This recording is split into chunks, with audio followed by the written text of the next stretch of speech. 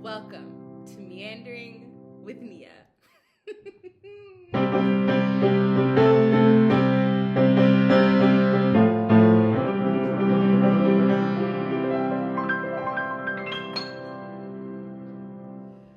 All right, y'all. Day 5. You're getting the real. I literally still have my bonnet on. I didn't realize I slept with my shirt on backwards.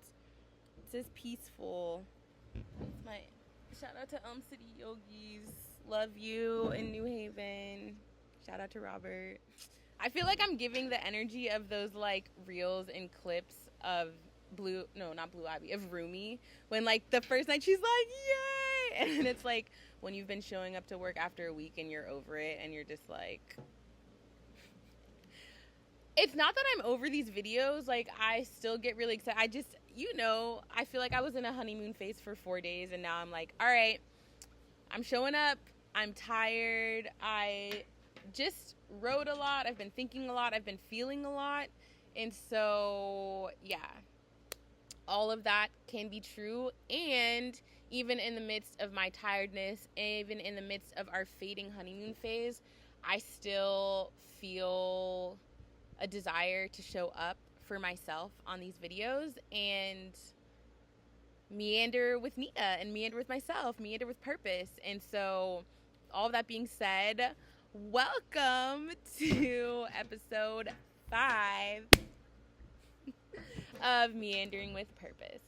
For those of you who are familiar with this current series, we are going through Meditations for Mortals with Oliver Burkeman, and today's chapter was all about, quote unquote, too much information. I felt like this chapter was coming from me in a way that I didn't need it to. Like, if you know me, particularly those of you who went to grad school with me and you knew my note-taking habits, listen to this quote. Where non-fiction sources are concerned, it's easy to fall into the assumption that the point of reading or listening to things is to add to your storehouse of knowledge and insights, like a squirrel hoarding nuts in preparation for a future when you'll finally get to take advantage of it all. And then here we go. This is where I was like, did you need to, quote, this attitude prompts some people to develop complicated systems for taking notes on everything they read, which turns reading into a chore, which then perversely leads to their not reading books they'd otherwise enjoy or benefit from because they can't face taking notes.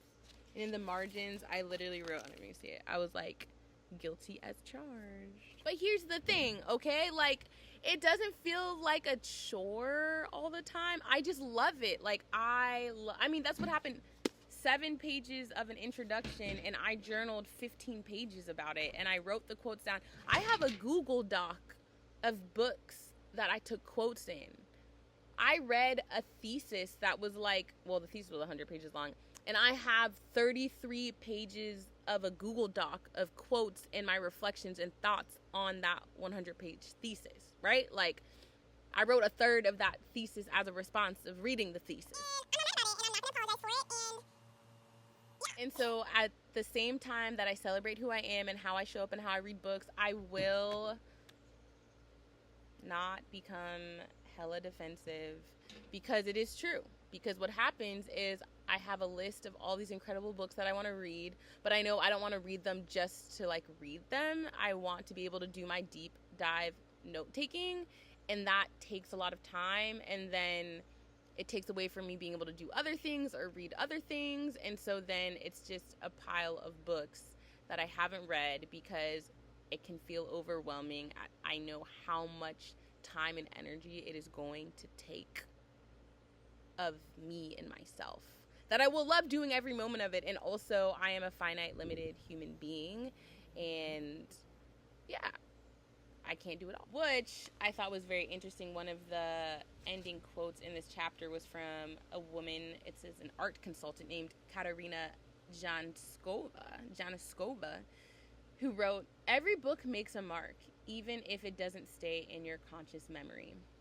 And then the author, Oliver Burkeman, ends the last sentence of the chapter says, "Spending half an hour reading something interesting, moving, awe-inspiring, or merely amusing might be worth doing, not just to improve who you become in the future, though it might do that too, but for the sake of that very half hour of being alive." And I like appreciate that challenge.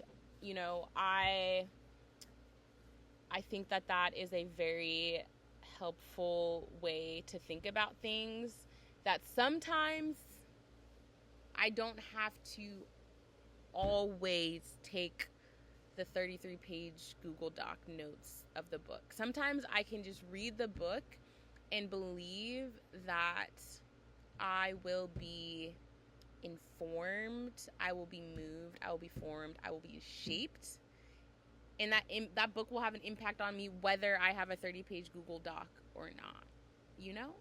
And I think that's something important and beautiful to take away from today's chapter.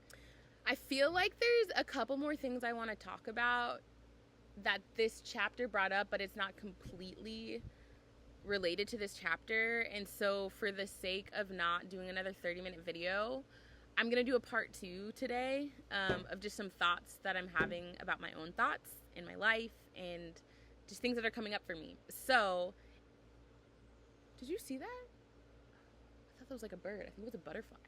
So that is it on episode 5, part 1. I think I will do a little bit of a part 2. So if you want to click along for the next one. But if not, thank you for meandering with me today, and I will see you tomorrow on episode 6 of Meandering with Purpose.